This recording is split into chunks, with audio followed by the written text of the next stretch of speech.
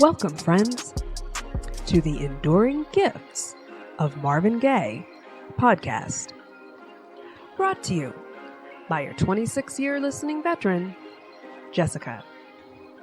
Join me as we celebrate these enduring gifts, the songs of Marvin Gaye. In each episode, I will share insights about the music and recount life experiences tied to it. I'm hoping to inspire you to take a first or your 500 first listen to these songs that are truly the enduring gifts of Marvin Gaye.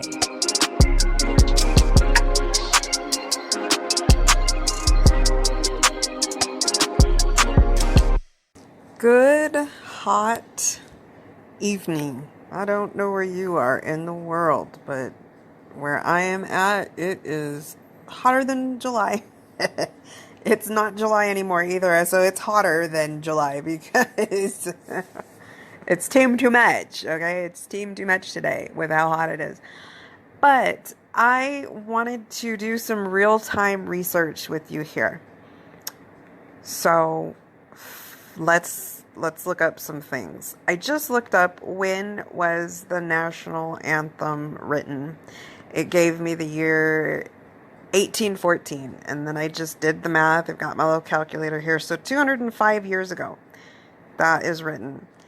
And I've got a little statistic here. The Star Spangled Banner officially becomes the U.S. national anthem in 1931, and by the end of World War II, the NFL commissioner ordered that it be played at every football game. And it's pretty much played consistently throughout a lot of national sports leagues.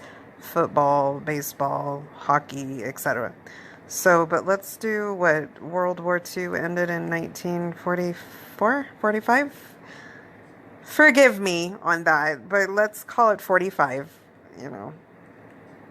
74 years. But let's go to 205 years, right? Because that's how long the song's been being approached, right? Being delivered. It's got that length of history to it. Yes, I love that number. 205 years.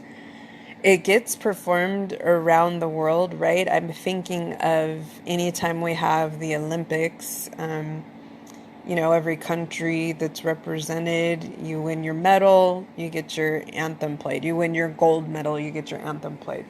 So it's played around the world. It's played a lot, right? The national anthem, the United States national anthem, 205 years old. I have been Googling. I was like, how many times has the national anthem been performed? It won't even give me a number. That's how many times the national anthem.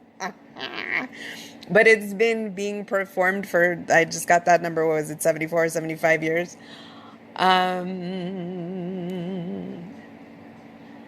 So, yeah, I want to just give some calls to action here really quickly, just a really quick, and it'll loop back to, proceeding from here. But I think I'm struggling with my analytics on my podcast, and I've actually reached out to them because there's some things that are out of whack. So I don't think that I'm actually getting correct updates to the listens that are happening per episode, but there is a call to action given the information that I do have access to. They are looking into it for me. And I'm going to say this about using this app Anchor.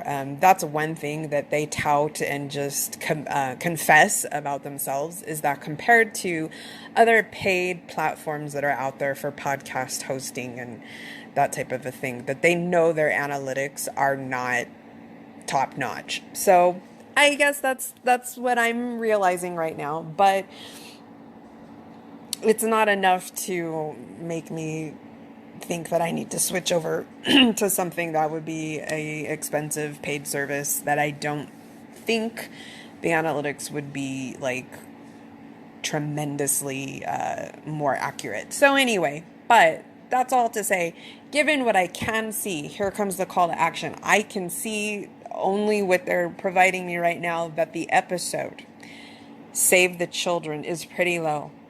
And I'm going to that's a non-negotiable required listen song, right? I will stay to, what I've pointed out before. It's not necessarily about you needing to hear me ramble on. If you don't need that, then thanks for listening this far. You know what I mean? But I am pointing out the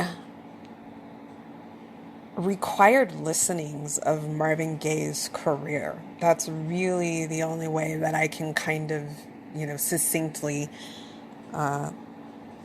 explain that. And, maybe I know I didn't say this in the actual episode, but it is a fact. And that's why I'm giving a call to action. That episode or that song is Marvin Gaye's most important song of his career.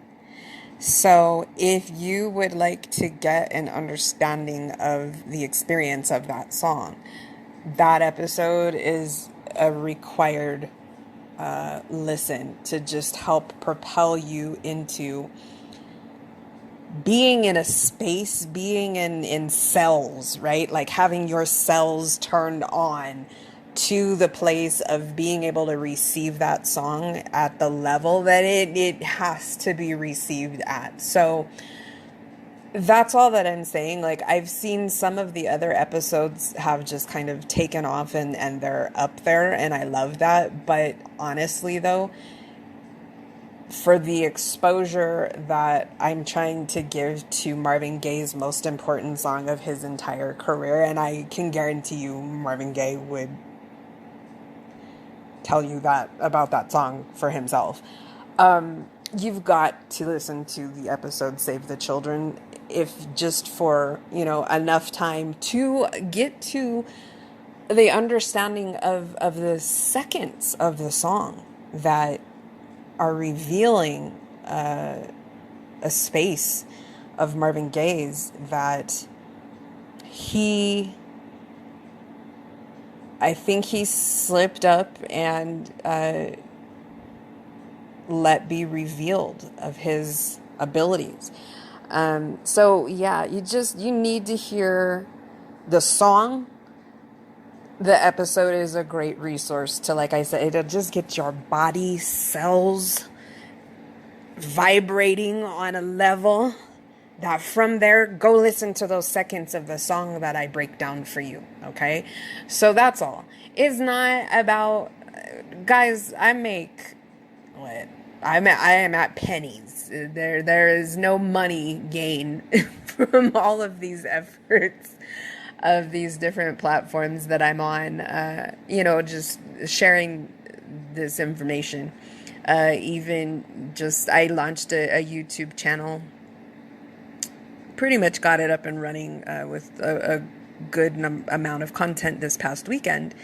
I'll make no money from posting Marvin Gaye songs. The only thing I love about it is that they do allow it to be posted. And when I say they, I'm talking about the owners, the rights holders to Marvin Gaye's music allow it to be posted because they will receive the revenue from the views and the volume that it gets. So no money in it for me there. It's just about, the world has to hear this music. And it's so helpful if you have a backstory and you have an understanding of it as you get into it. It doesn't have to be the first time you're hearing it. Like I say in the intro to this series, it could be the 501st time that you're listening to it. But to just kind of have some corroboration, right? Just some. I hope I'm seeing that some of you are my ride or dies. I love it. I love it. I hope you're tripping as hard as I am. about Marvin Gaye. And I'm seeing you guys are around the world. And I hope, let's trip together. Let's trip so hard. I need you to just be tripping hard with me. So if you are tripping hard with me on the level that you can pick it up from me pretty quickly, right, into any episode, it's pretty clear the depth that this thing is at for me. I hope it's that deep for you, because congratulations if it is. You know what I'm saying? Like, congrats the fucking lations if it is, because your life is rich.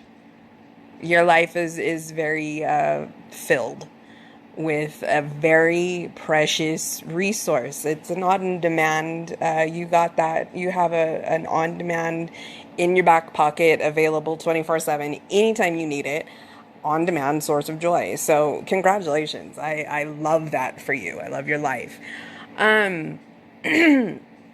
Let's get to the statistics. 205 years. There has been this one song in existence. It's called the United States National Anthem. It didn't start out being called that, and I just spent like 5 minutes looking into this. In the year 1931, it is officially adopted as the national anthem for the United States of America. And 1945-ish, it becomes, consistently played after, or the beginning of sporting events. So, a lengthy history here. So, if you're on this train, if you're on this movement, then I'm going to the previous episode, the episode titled Inner City Blues. And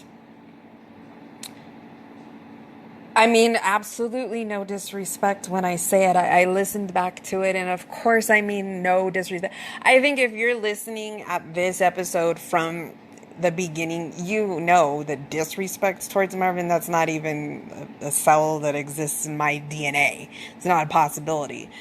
But I can't help but refer to him the way that I did in the last episode, which is just, he's the baddest motherfucker that there ever was.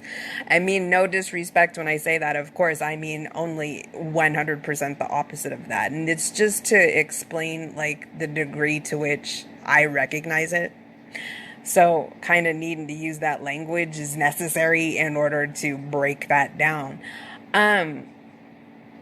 Nothing. Well, there are, I guess I can't use that word.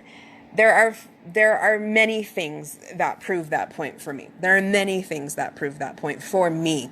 But I think nothing proves that point that I'll be able to share to you better than the national anthem is 205 years old.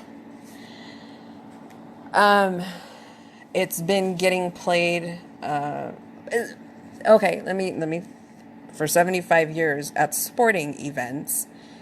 So let's clarify what that means. By professional artists, right?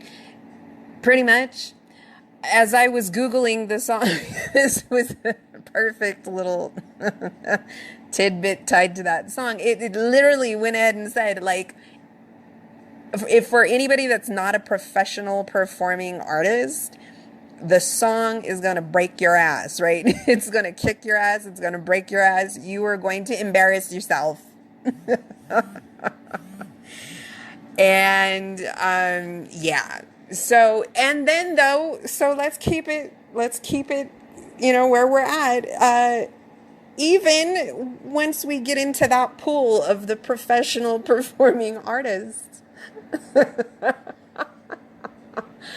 it's still difficult for many of them. We've got the flops, right? I think there's a lot of flops that we can all kind of think of. Yeah. So, and okay. Here's how much I don't know the song. I can sing along to it with Marvin, and I can only sing along to it with Marvin. I can hear it in my head at any given point in time, Marvin's rendition, but just from like, okay, let me try and sing it the way Marvin sings.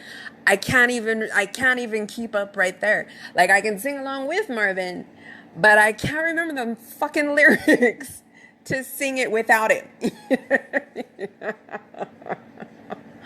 You know, they broke it down, okay, right? Like, our national anthem is a breakdown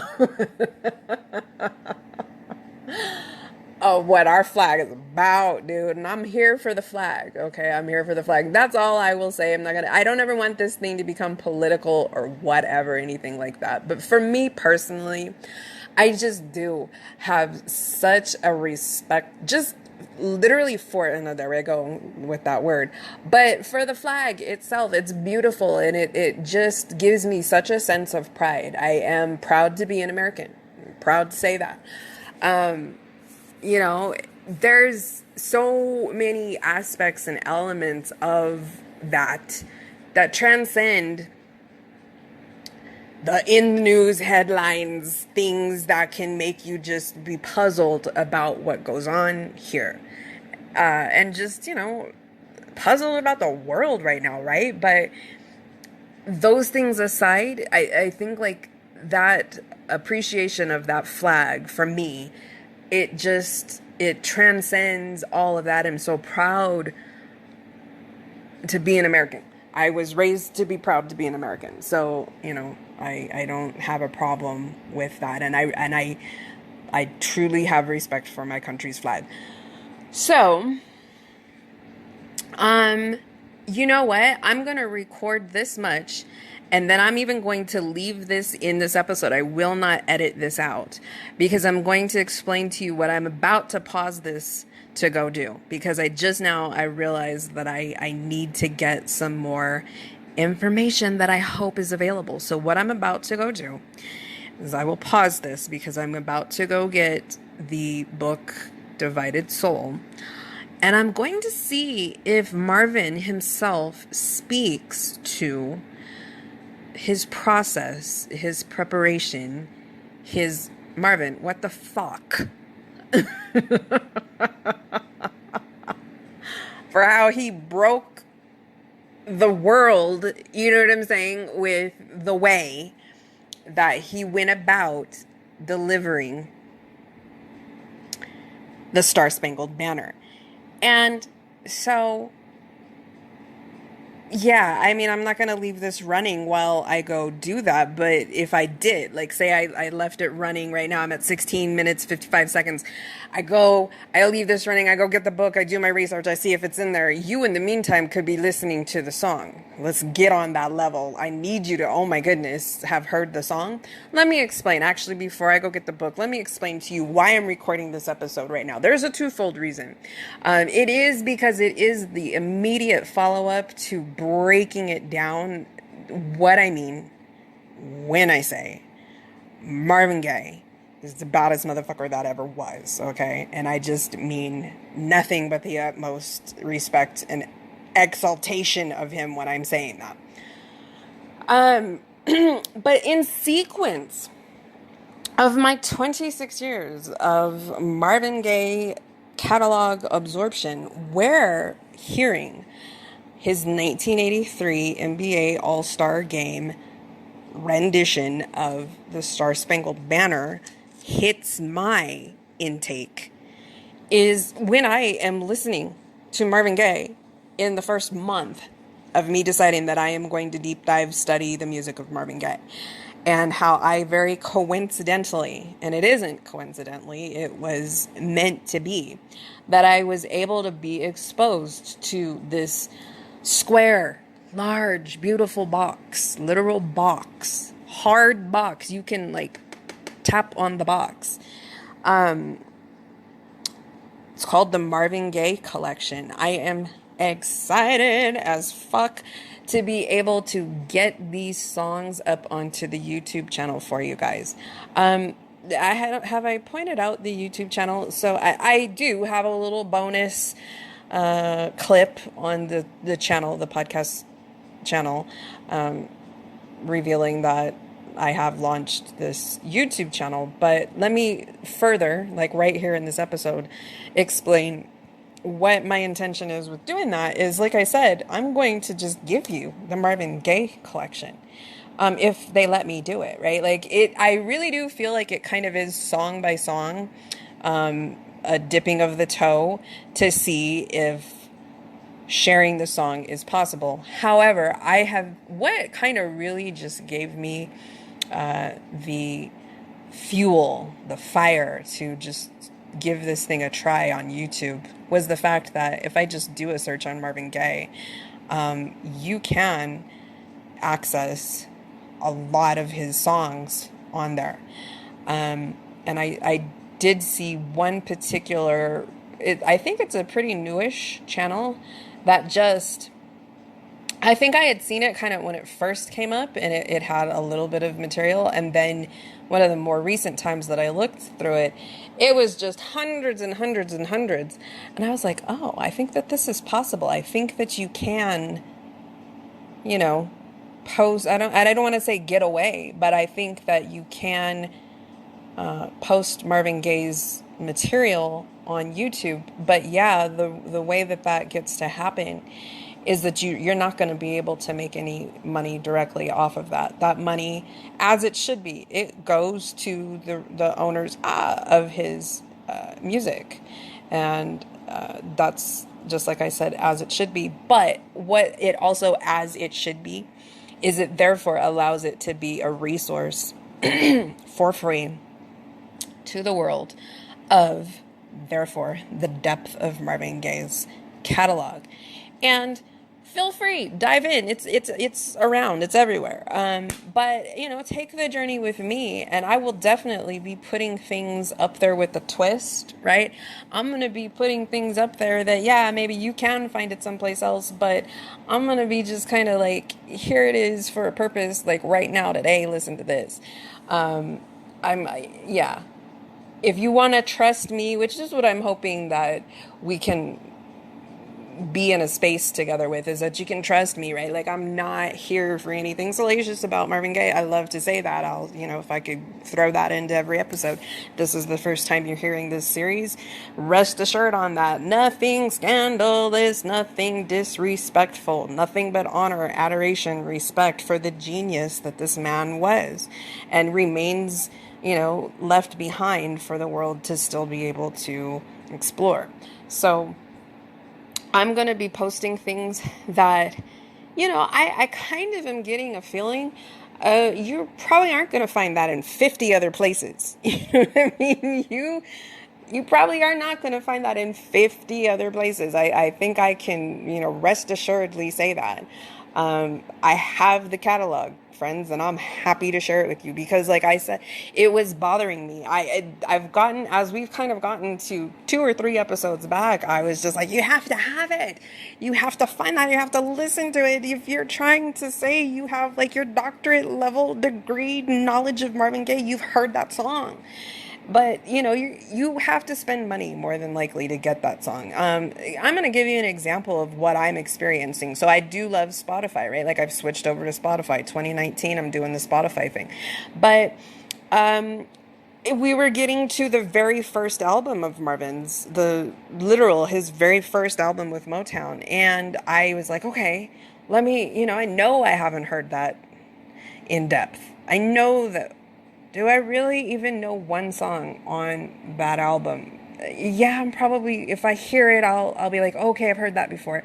But let me get to it and let me just do that test of myself.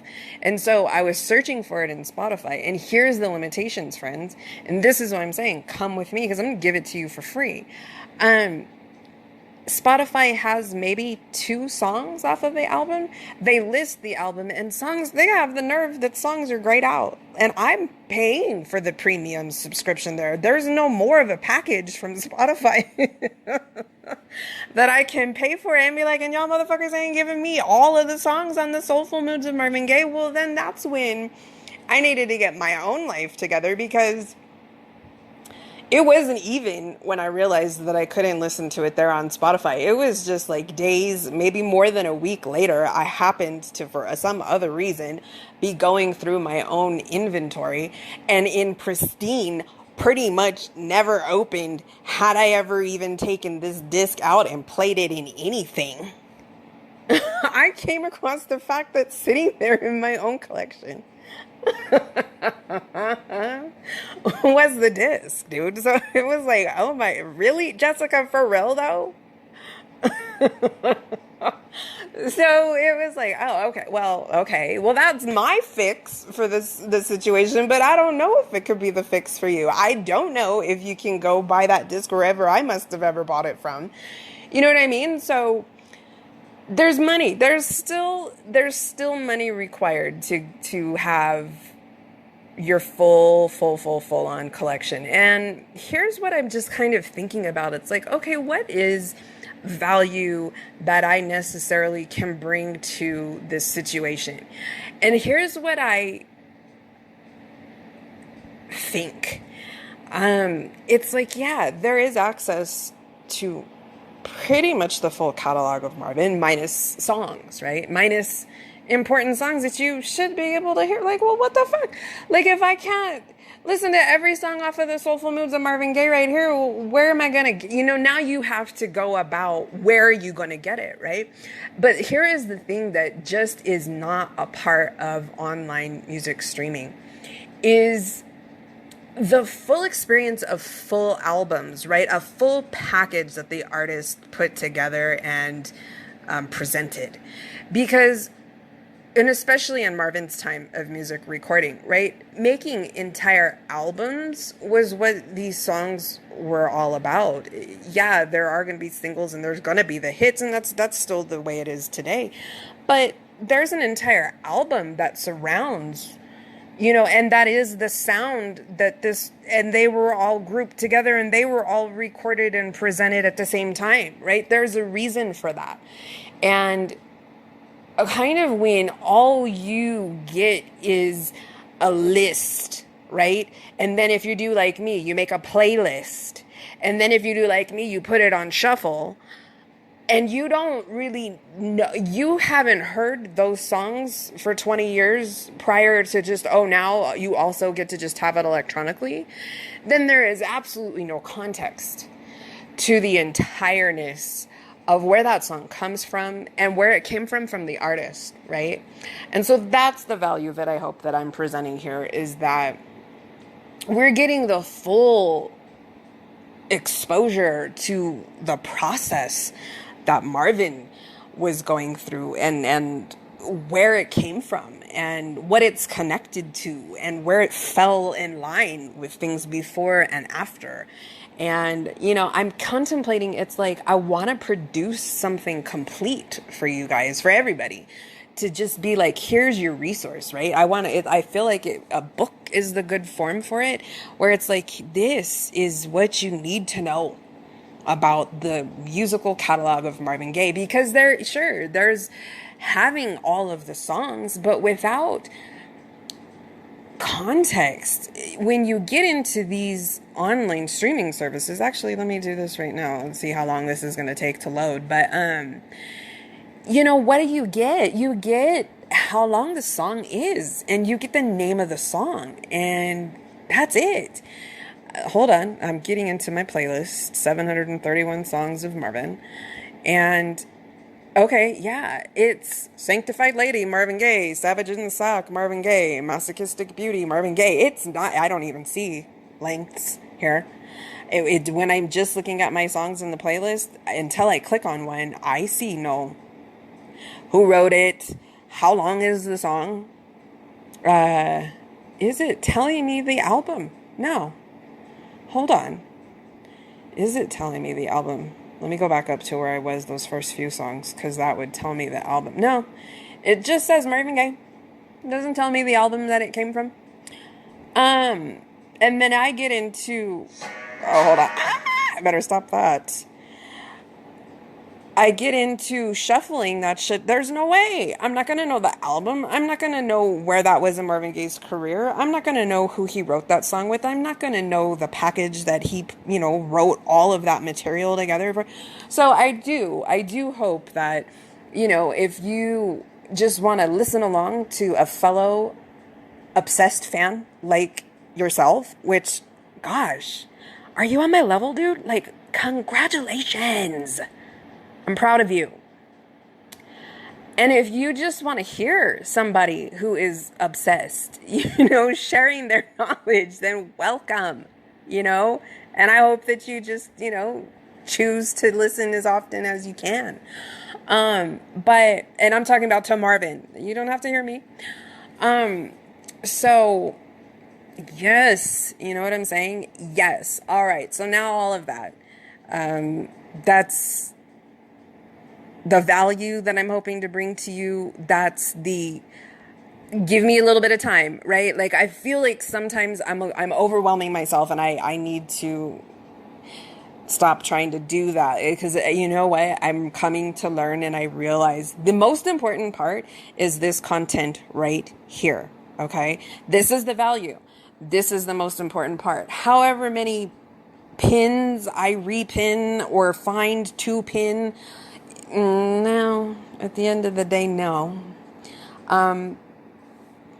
But sharing my wealth of material, absolutely. So give me time. I do want to be creative with this. I am taking time to find relevant images. I want to give you titles. Am I giving you albums? In the descriptions, I'm giving you albums. I am always going to be posting the song that is tied to the episode. And then that's what I'm saying. Just give me a little bit of time. I will get the library up here. I'm going to just start bombarding the fuck out of the channel with the depth. I'm going to tell you, just look for this one. I heard this the other day, and I was like, oh my God, this is going on the channel. I just pulled it out. It is the Marvin Gaye, a tribute to the great Nat King Cole. It is the last song on that album. It's 4 minutes and 4 seconds long. It's called Calypso Blues. Check out the channel for that. That is the next song that's coming. I hope you've already heard that, because you are writing like I am. But did you hear it yesterday? You know what I'm saying? When I heard that song, I was like, yes, Marvin, number one. Yes, for how rare is this song? How crazy is this song? And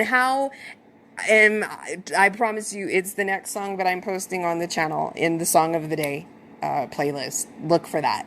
Calypso Blues. Yeah, trust me. I want you to be able to feel like you can trust me with giving you Marvin Gaye. So let me quickly pause this. I'm going to go get my book. I'm going to see if I can find, from Marvin's own words, what the fuck. But except for, he's just Marvin Gaye. So honestly, dude, I'm not necessarily expecting to find anything. He was just Marvin Gaye. You know what I mean? There's not really going to have to be a reason beyond. He was just Marvin Gaye. He was the baddest motherfucker that there ever was. So what the fuck would he do other than the baddest, most unique, what the fuck delivery of a song that has been in existence? Okay, it's 205 years, right? It's 205 right now. Let's make it fair. Let's go to when he did it, 1983 minus 1814, 169. All right, I'm going to give him a little less credit, right? It's not 205 years. It was only, it's only 169 years old when Marvin did it, right? Does that matter? I'm going to tell you why it doesn't. Because then I'm going to explain back to how I was explaining to you in the previous episode, when I'm terminologizing him as the baddest motherfucker that there ever was. It's the baddest motherfucker is the top line, and then a little bit smaller text, but right underneath it, it's all tied together, that there ever was. Is that, you know why it fucking doesn't matter that he was only 169 years old when he recorded it? It's 205 years old right now. Who the fuck has done it like that, better than that, anywhere near that since then? Baddest motherfucker that there ever was. All right, I will be back with you shortly to go see if I can find Marvin explaining a little bit of his inspiration. Found it. Not in the book, necessarily. The book says that on February 12th, but that sounds right. That's accurate, right? Marvin is a genius without peer. So it's not going to take him a year to ruminate on a concept and think about executing it. This performance was February 13th, 1983, and he came up with that drum track that is the background the night before. It said he was at his sister's apartment, and he was with Gordon Banks, who did a lot of the instrumentation on the Sexual Healing album. Gordon Banks is actually his sister Zeola's husband at the time. And was a guitar player and did a lot of the musical production, helping Marvin on that album. You actually see Gordon Banks from segments of Richard Olivier's movie, Remember Marvin. There's a scene where they're rehearsing. I believe Marvin was getting ready to play. He says it in that movie. He was getting ready to play the casino. When he was in that little tavern with the locals, he said to them that he was going to play the casino. And the same guy that asked Marvin if he was from Paraguay.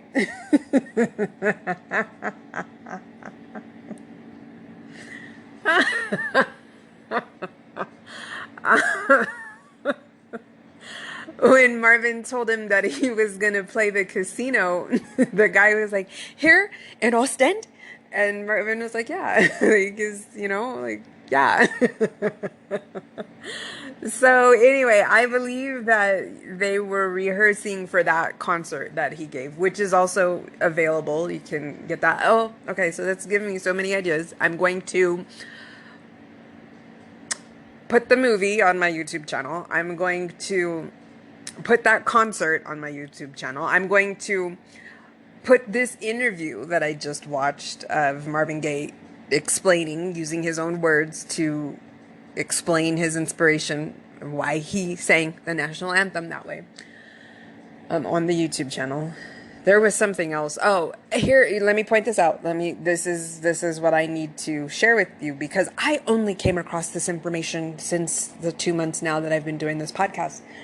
And I wasn't even looking for this one day. I don't know. I think it may be kind of unique. I'm in YouTube all the time, dude. I've pointed out this TV before.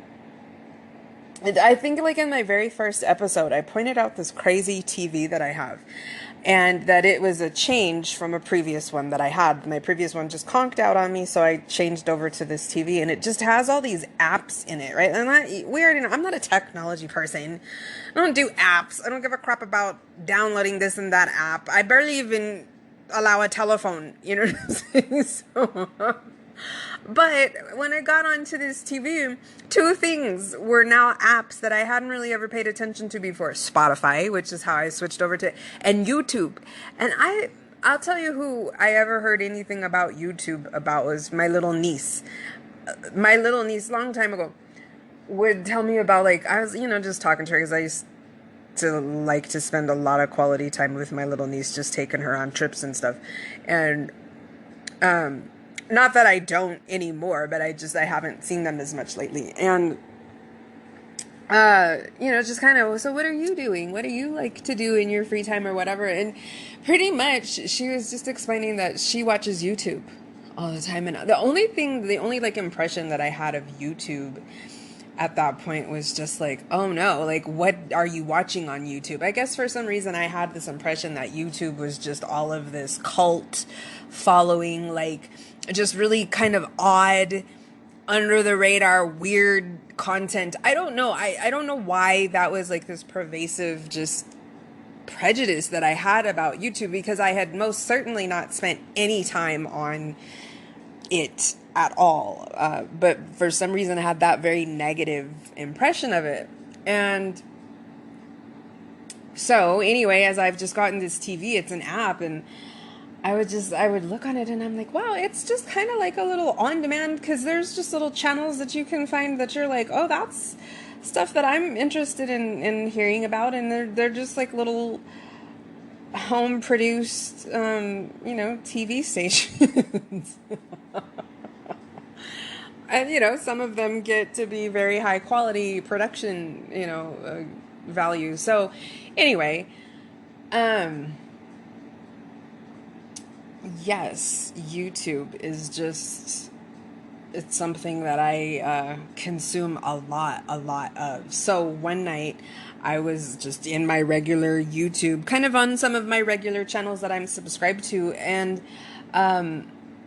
for some reason it was in the suggested video that popped up at the bottom as one of the videos I was finishing was playing, and it was saying, the thumbnail and the title of the video was something of, I've got it here, I've got a playlist of it, I've made a playlist.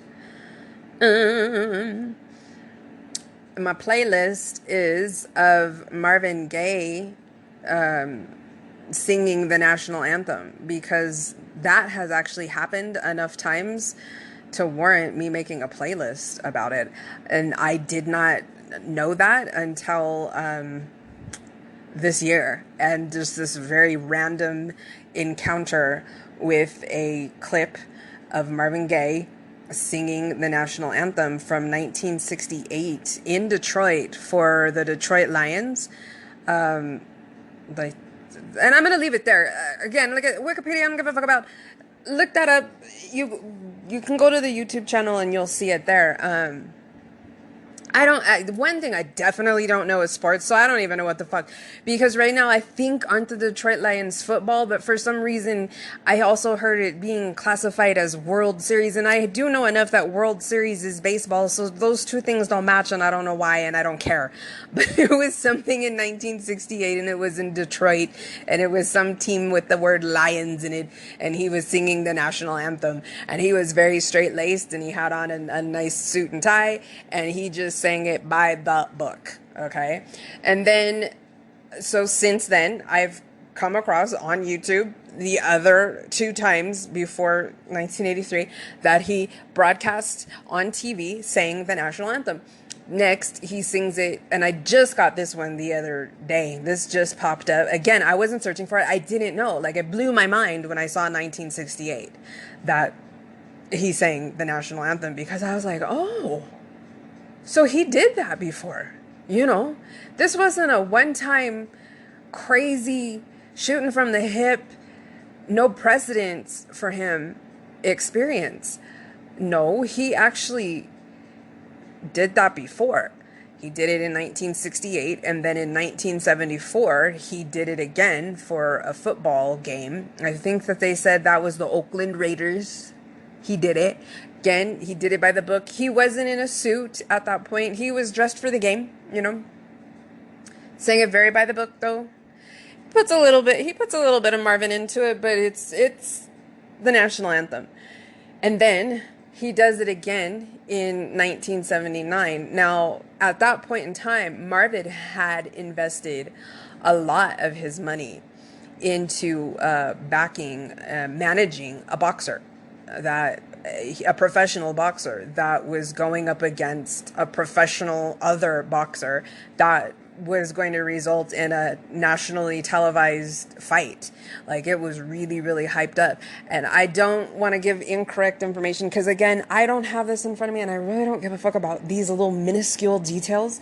But I believe it was Sugar Ray Leonard. Was it Sugar Ray Leonard? Like, Marvin had a boxer that he was managing and training up, and just in the boxing game. Like, that was, Marvin felt like he had some potential to, make some good money in the boxing game. He was an athlete himself. He, had a passion for that. So he went all in, into this, and they had a nationally televised fight, a big, oh my gosh, I do love boxing though. I will say that, all about Muhammad Ali, and grew up watching boxing. You know what? No, I was about to say 1979. No, I was just a few months old. I was like, did I watch that fight? You know, because the only thing that I would have meant was that fight on in my grandparents' house, and were we watching it? Because, you know, fights that were coming on, you know, nationally televised. This was before pay-per-view, right? Like, you couldn't pay to view it, so they would just be on TV. But yeah, we were about boxing. But so it was like a big deal fight like that. And I feel like the fight happened, like they were the main opening event fight or something. And you know what? I'm thinking that perhaps it wasn't Sugar Ray Leonard. I think that perhaps the main event was Sugar Ray Leonard.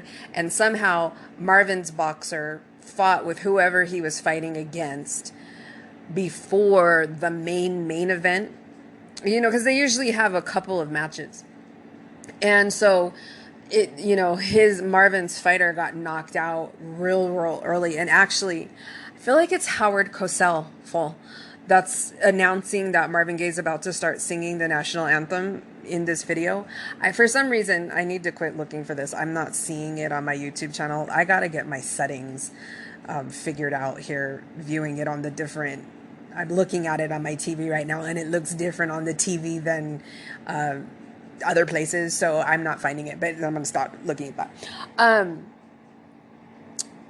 The voice sounds like Howard Cosell, you know, that really famous sports announcer from back in those days, right? But whoever it is that's introducing Marvin is just saying that, you know, Marvin Gaye is like almost... I think like I could be elaborating a little bit, but... he's almost saying like Marvin Gaye is one of his favorite singers, and here he comes, he's about to sing the national anthem for the group. But he also, you know, they always want to talk a little bit of shit, right? So he's like, you know, and Marvin Gaye's fighter just got knocked out in like the first 31 seconds or something. It was something like really quick. So he lost his fight like really quick, and Marvin lost a lot of money really quick. So that's Marvin's reality right at that time. And then they're like, and now he's getting ready to sing the national anthem. So it is kind of helps though, like with that insight as you're getting ready to see Marvin sing, you can see that on his face. I feel like Marvin is wearing a suit and he has a jacket, but I feel like he has the jacket like just kind of flung over his shoulder, like he's kind of holding his jacket over his shoulder, something like that. Like Marvin looks a little bit disheveled, and like his fighter just lost him a lot of money, but he sings the national anthem right there. So is that 3? That's 1968. That's 1974 at the football game, and then this right here at a boxing match. So Marvin... let's go back to what I said in the beginning. It's a difficult song just for the fucking lyrics, fool. That's what I'm saying. Like, we as Americans don't even know that fucking song. It's our national anthem. Who the fuck knows the words to the national anthem? We don't, okay? And I'm saying that because I know, I can see this is an international audience. We do not know the lyrics to our national anthem. It's too complicated. And this shit was written in 1814, right? It's like, what the fuck do these words even mean? I'm sorry, like, I don't even know what a fucking rampart is.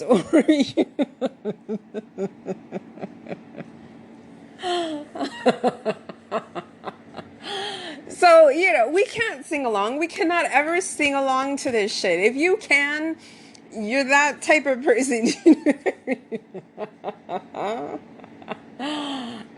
But when I was even just researching, and I actually had come across this once a long time ago myself, there's like that our national anthem goes on. That's why I say when they broke it down, Our national anthem is very long. Okay, it's much longer than the only part that they sing of it ever.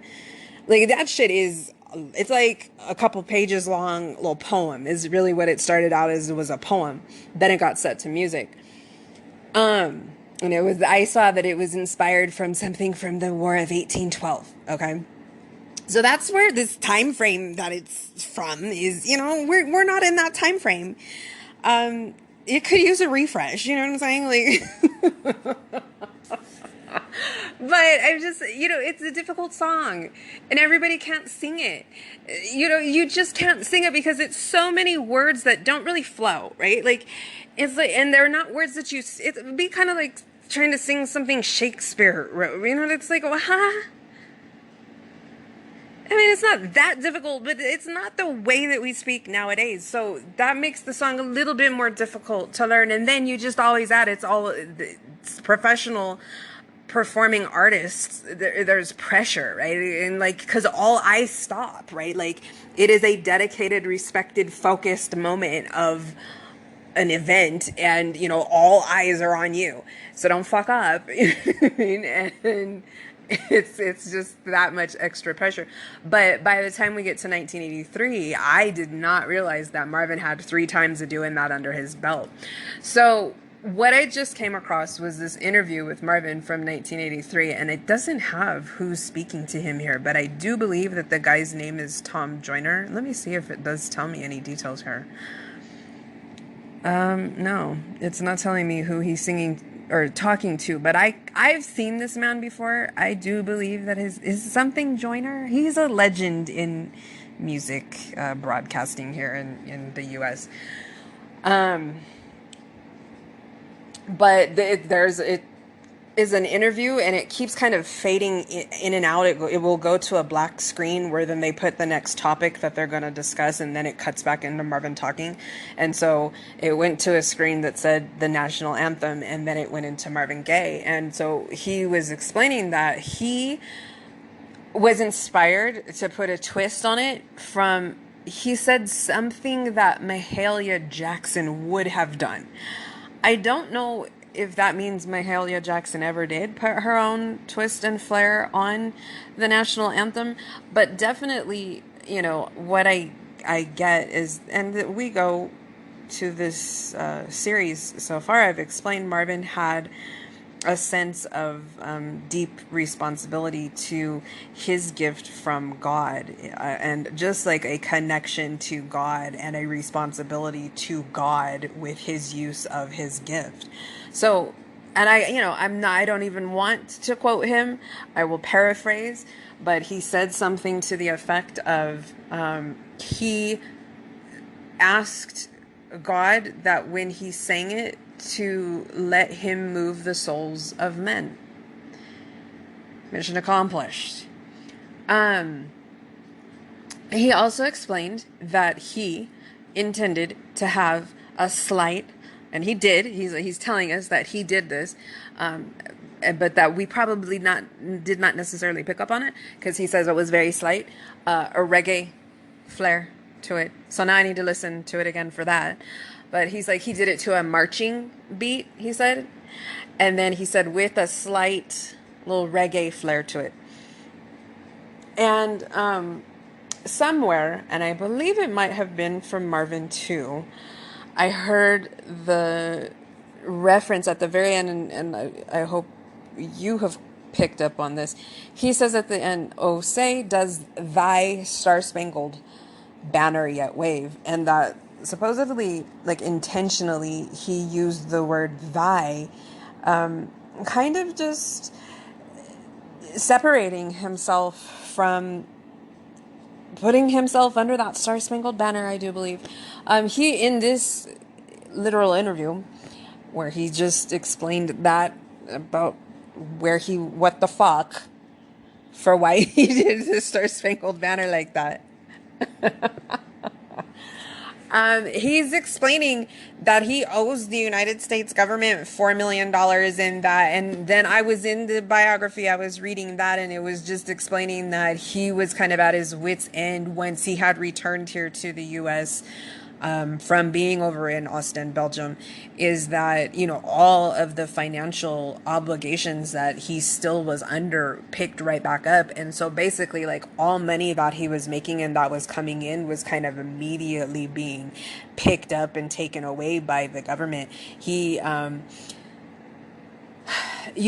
this is the taxes thing, dude. It's one thing that is a question that I have in thinking of pursuing my own business type of thing. I've told you that in the last episode. I just kind of have my own business ideas going, but there's just so much stuff that you have to make sure that you would take the time to study up on and be in compliance with, in order to not fuck yourself over at the end of the day when it comes to handing your money over to the man, okay? And that's what it's like. I don't want to fuck with the man, dude. The man is not to be fucked with. And so, a big, huge part of going about any type of a for yourself boss endeavor is you better have all your shit together when it comes to making sure that you're giving the man his cut of shit. Because I don't even want to be having to deal with that shit. And that's what I see was a big part. And, Marvin made that perfectly known of his career. And I can, as for professional musicians, that is something. There's no W-2, right? There is no W-4. There is no how many people are you declaring. That tells us how much for taxes we're taking out of your shit so that we got you, hopefully evening up, or we owe you a little bit at the end of the year tax time. No, right? Like, it's just... So part of what just a little guidance that I've gotten recently, and this was great guidance, and I love this. It's like, if you go ahead and you get into some type of your own boss endeavor and you're starting to make your money coming in, just best practice tip, and here's for just anybody, just not that like I know what I'm doing, but this is just something that I heard that it would make me feel so much more comfortable, and like I was, in a safe little nest, just going about this the correct way. They're like, take 30% of what you bring in, set it aside, that's your taxes. And then at the end of the year, when you need to get with your little, now for the first time, you probably will have to have an accountant because I do my own taxes, right? But if it's like, you got to go get yourself a little accountant and just have this, professionally prepared for you, have 30% of the shit that you brought in for the year that you left sitting there untouched because you knew that is what you needed to be setting aside for taxes. And then, you know what? Hopefully 30% is going to be more than you needed to save. So there's your little refund to yourself at the end of the year. And now you can take a vacation or something. You know what I mean? But it was like, you just have to be so in control and ahead of the game of your own shit like that in order to avoid these deep degree complications that Marvin was experiencing at this point in time. Like $4 million, that's deep, bud. And he was explaining, he just flat out was saying that he was broke and that, that's his money was going to the man. So, yeah, that was just where he was at. So the Star Spangled Banner, yeah, it's just Marvin Gaye. That's all. You know what I'm saying? Like, it's kind of, I can only explain it that simply like that because that's where we're at by this time into this podcast. It's just Marvin Gaye. That's just a prime example, but it's the best example to you, not to me, but for me to share with you, of the breakdown of what I meant when I say Marvin Gaye is the baddest motherfucker that there ever was, because I don't really give a fuck. When I was looking up the Star Spangled Banner right now, it leads with Marvin Gaye, when it gets into performances. Now, Marvin Gaye, gave a personalized rendition of it. Then, always kind of hand in hand, if you're going to just talk about the United States national anthem, there's two people that get associated with that. It's Marvin Gaye and it's Whitney Houston. They do oftentimes rank Whitney Houston as the best time it was ever done, and I'm happy to give that to her. I get chills to this day. I get a tear and a chill every time that I still hear her sing that. That was our angel. I love me some Whitney Houston. And so, yes, absolutely. Because that was on national anthem, right? Like, that's just straight up the national anthem, but the baddest bitch delivery of that ever. And then, though, somebody that is the baddest motherfucker that there ever was, well, that's Marvin Gaye. That's just Marvin Gaye. And that's just the February 13th, 1983 NBA All-Star performance time that he did the national anthem. He just felt like doing it like that day. Okay? That's Marvin Gaye. It's just Marvin Gaye. That's just what he decided to do for it that time that he sang it. It wasn't the first time he sang it, but he just decided to do it like that day. That he just prepared and got ready the night before. Because it's just Marvin Gaye, though. You know? That's what the baddest motherfucker that there ever was is gonna just... That's how he's gonna do it. So it's just Marvin Gaye. So, oh yeah, just one thing that I want to share about first time experiencing this song, this experience, this video. It's a video, right? That's how you take it in. Watch it on the video. I've got it on, disc for the Marvin Gaye collection, but there's another level to it, watching Marvin in that stadium and seeing the real-time experience that it was for everybody. So the depth of the first experience of this. I worked at an engineering firm for a really, really long time, and I'm not an engineer though, right? So it's just a unique experience working with engineers. They are a unique experience. So there was this, it was a Olympics year one time. And there was this one dude, though, that worked there, this Mexican dude, who was just really down to earth. So he was an engineer, but he was really, really down to earth and really cool. And he would just always try and, like, anybody that he was on the project's team with, he would just, try and get to know you a little bit. So very quickly and very easily to get to know me was Marvin Gaye, right? So, and he could get with that. He was down. He didn't know a lot about Marvin Gaye. He knew, I heard it through the grapevine, let's get it on sexual healing. What's going on? But he didn't know a whole lot, but he knew that was enough, right? Like, that's Marvin Gaye. So, there was this one time, it was a year where the Olympics were going on, right? Now it was an Olympic year. And so as a part of that, all like Olympics type of stuff. And like I said, that's where they do a lot of around the world, our national anthem gets played, right? Because you win your gold medal, they play your national anthem. So I know it was like a lot of, just hyping up the Olympics and hyping up the national anthem. At that time, I think it was a commercial. I think it might have been a Nike commercial or something, but there was some commercial where they played a little snippet of Marvin Gaye singing the anthem like that, which then, and I think maybe it had a link to the full performance. So it was like, I think they were doing a little tease, and then so it might have been an online thing, right? And then you could link and see the whole performance. So he got his mind destroyed by seeing that. This one day,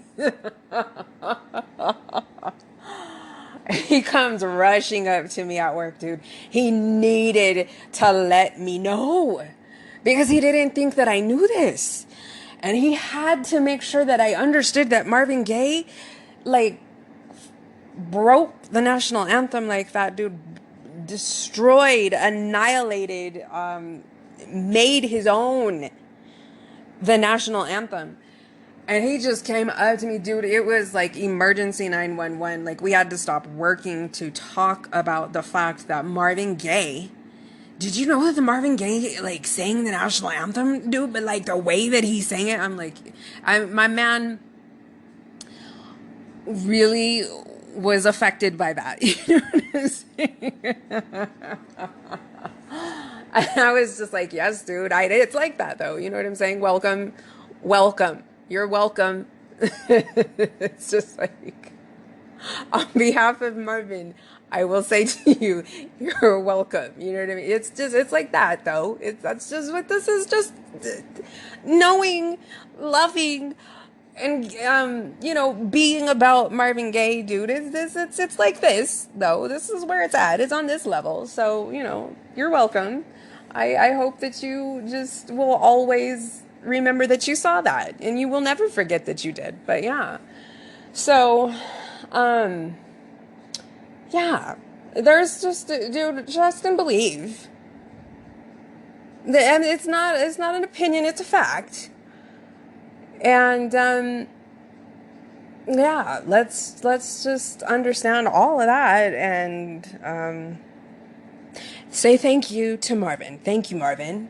Thank you, my love. All right, let's keep it moving. I'm trying to think. Oh, you know what? I'm going to tell you the next episode, because where I'm back to right now, because I was like, where am I going?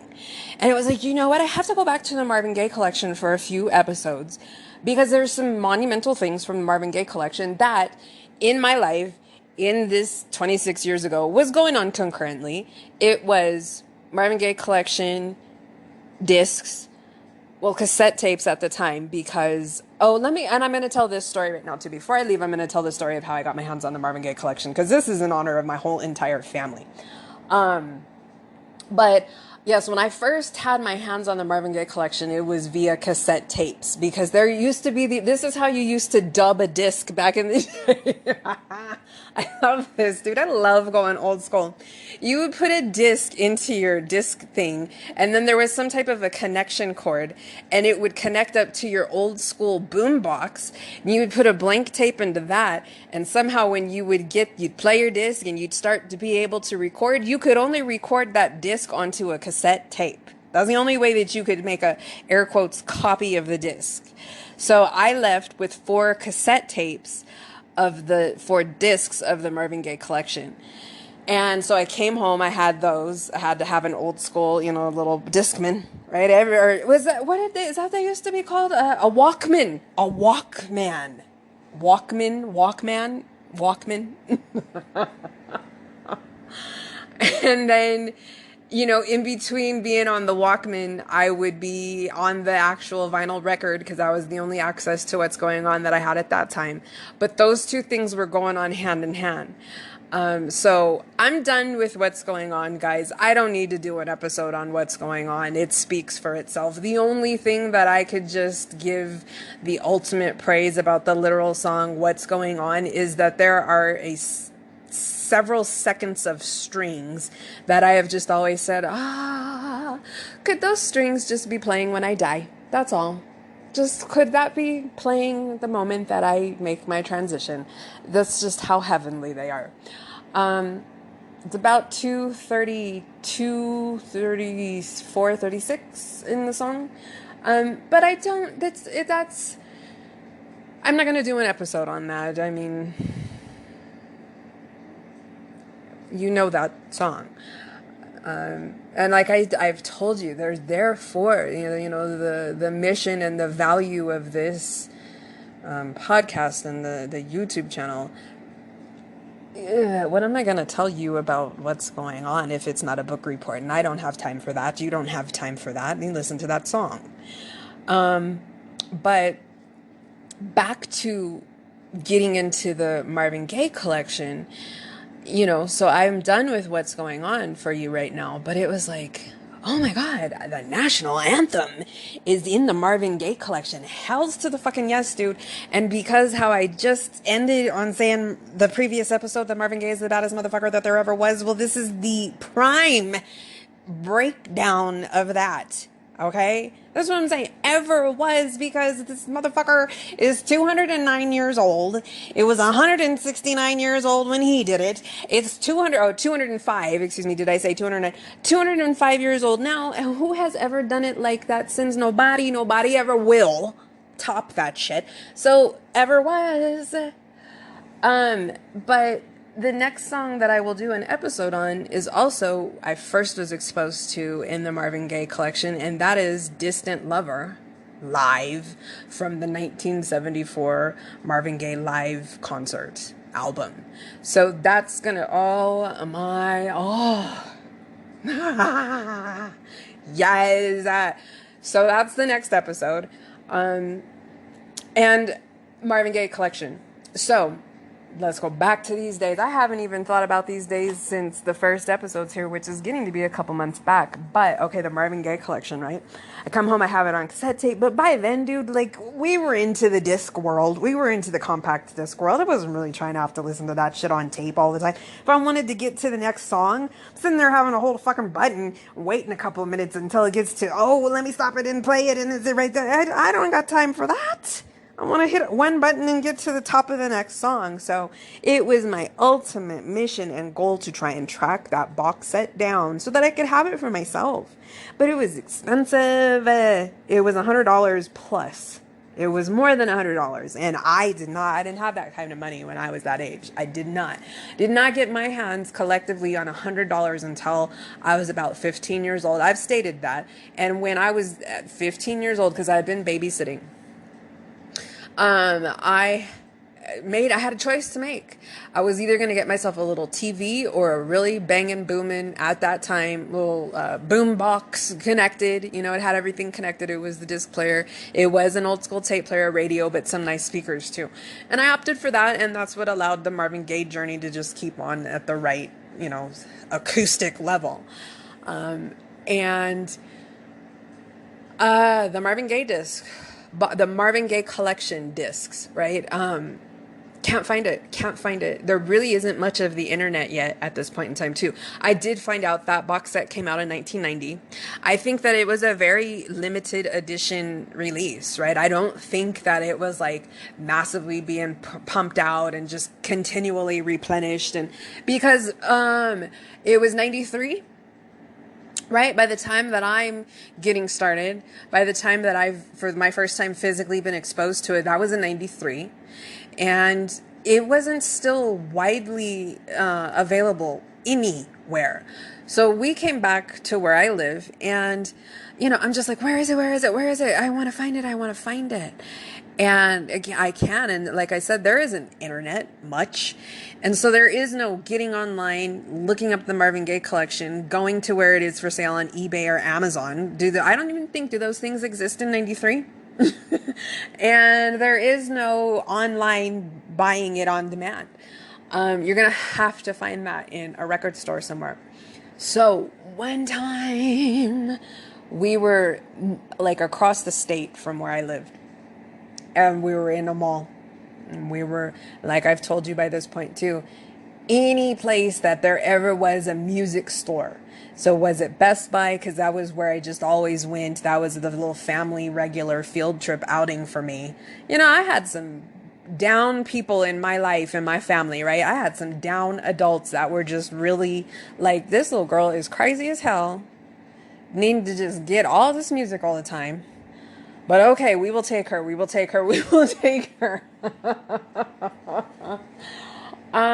So this one day, like across the state from where I lived, we were in this mall and we're walking through this mall, and I've never really been up in this mall before. And so I don't know what store is coming next. Like we're in the mall, you know, in that main aisle in the mall. I don't know what's the next store, but we come to this one store, and sitting in the window on display is the Marvin Gaye collection. Oh my God. This was the first time that I'm seeing that since I had come across it in North Dakota in my uncle's possession. And so, oh my gosh, we had to stop and go into that store, and I needed to look at it and pick it up. And that's when I first got my price point on it, and it was over $100, and my little heart was absolutely broken. And we weren't getting it that day. It wasn't that type of, it was like, I wasn't spoiled like that. We just, we were hard working for the money, and ain't nobody, so we wasn't going, I wasn't walking out of the store with that one. You know what I'm saying? $20, okay. But no, like not that, not unexpected, not just right on the spot like that. We weren't there for that. And so it was just heart breaking though to have to just, this was it. It was in my hands. It was, it was the first and only time yet that it, here it is. But it couldn't be mine at that moment. So, I will say this, we were spoiled at Christmas time. My stepmom just did Christmas, dude. She was all about Christmas. She just made Christmas every year, and it was a beautiful experience every year.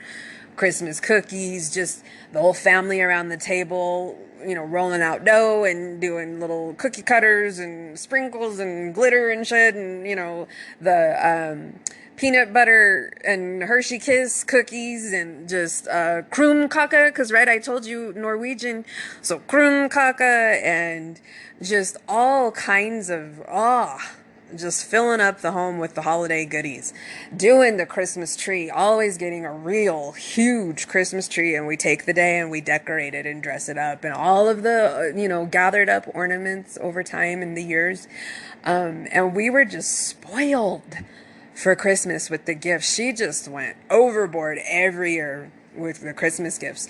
So there was this one year though where I was very respectful of, that's not what Christmas is all about though, right? And it's not about how many gifts you get, and it's not about asking for every single little random, a mile long list. Cause we that's what we got to do. We got to give a list. We put together our Christmas wish list and we got to give that list to our parents. And, those were the things that we were really, truly hoping to get. And we had a good chance of getting them because we were really, really spoiled for Christmas anyway. But they would definitely try and tailor to what we were asking for. So I do remember though this one year, I only had like 10 things on my list, dude. But you know why? Because I know one of the things was these COS headphones that I was telling you about. They had a lifetime warranty. You know what? I'm going to have to look up and see if they even make those things anymore. This is 26 years ago, right? I don't even know if that brand still exists or anything like that. But at that point in time, that was what I really wanted some. And like I said, they had a lifetime warranty. I know at a certain point, I did break a pair of my COS headphones because I've told you the story. I used to have to go to sleep to Marvin Gaye. And those were the headphones that I had, these big ass, thick ass headphones. And so when you are starting to drift to sleep and you might fall over, I'm a side sleeper, you drift over onto your side, then that's putting like weird pressure on the headphones. They broke, but they had a lifetime guarantee. And I remember it was like $5. You just box them up, you put them in a box, you ship it back, $5 shipping, and they will send you a brand new pair back. So that couldn't have been why I would be asking for a new pair. I must have been asking for my first pair of them.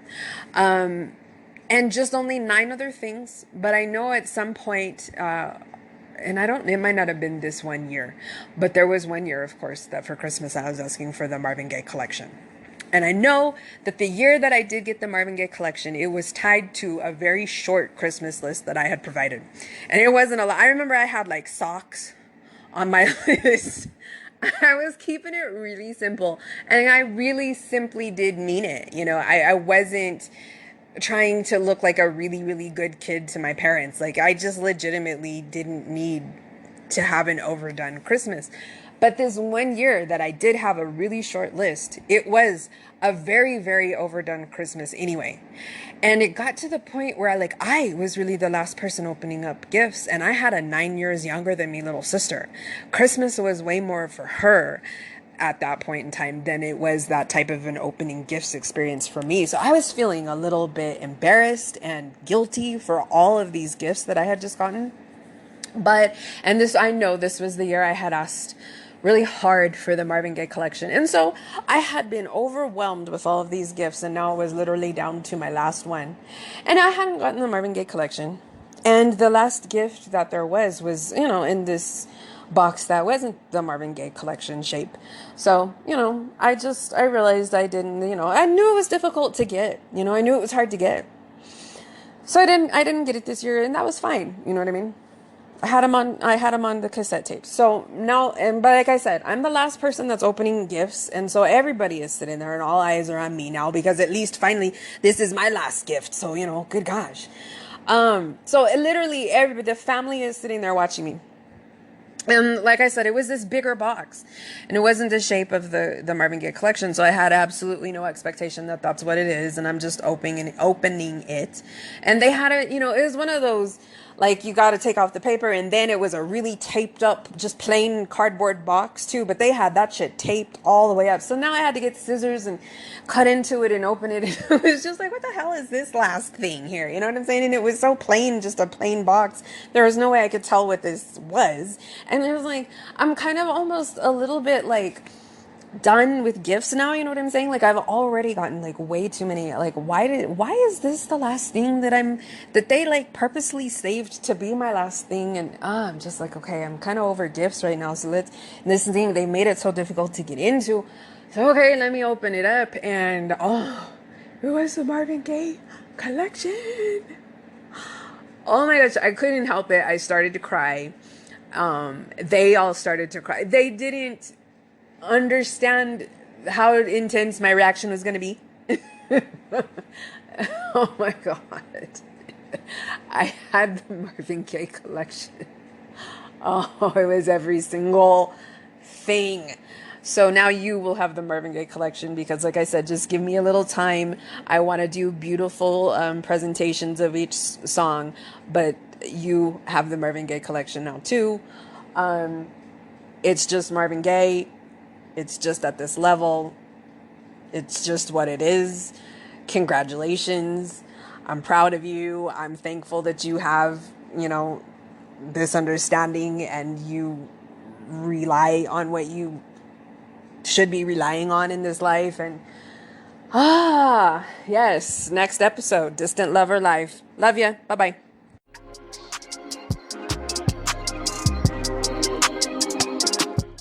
Well, friends, that's it for this episode. Did we have fun? I had fun. Subscribe to our show so you never miss the enduring gifts of Marvin Gaye.